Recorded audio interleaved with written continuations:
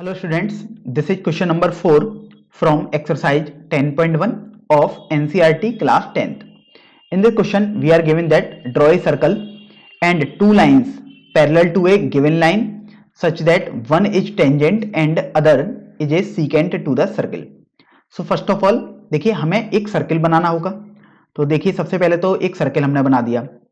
फिर आपको बोला गया कि we have to draw two lines in which one is parallel to the given line and tangent and other one is secant to the circle.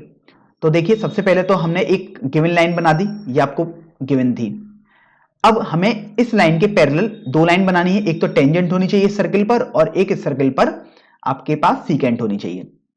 तो देखिए उसके लिए आप क्या करेंगे कि जैसे मान लीजिएगा ये लाइन है आपके पास, लाइन सेगमेंट ए बी आपने मान लिया. तो अब इस लाइन सेगमेंट ए बी का आप साइड बाइसेक्टर निकालेंगे, अर्थात परपेंडिकुलर बाइसेक्टर.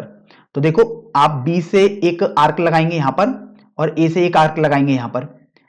तो इस तरीके से इस सर्किल का कुछ भी एक सेंटर भी होगा. तो मान लीजिएगा ये सेंटर ओ है.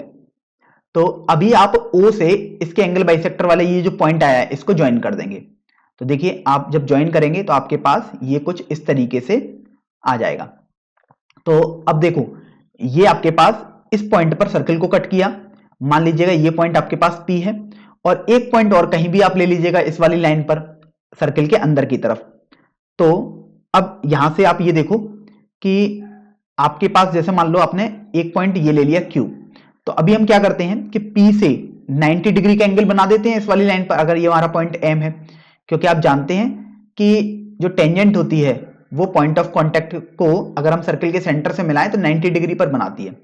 तो इसलिए आप यहां पर एक 90 डिग्री का एंगल बनाएंगे और एक लाइन खींच देंगे. तो इस तरीके से आपके पास देखो ये आ जाएगा, means this will be 90 degree. इसी तरीके से आप क्यू पर भी एक 90 डिग्री एंगल बनाएंगे और एक लाइन खींच देंगे. तो देखिए आपके पास कुछ इस तरीके से ये आ जाएगा. तो आप देख रहे हो कि ये वाली लाइन जो है वो आपके पास टेंजेंट बन गई है इस सर्किल की, और ये वाली लाइन जो है वो आपके पास सीकेंट बन गई है एट पॉइंट Q. तो ये आपके पास पॉइंट Q आ गया.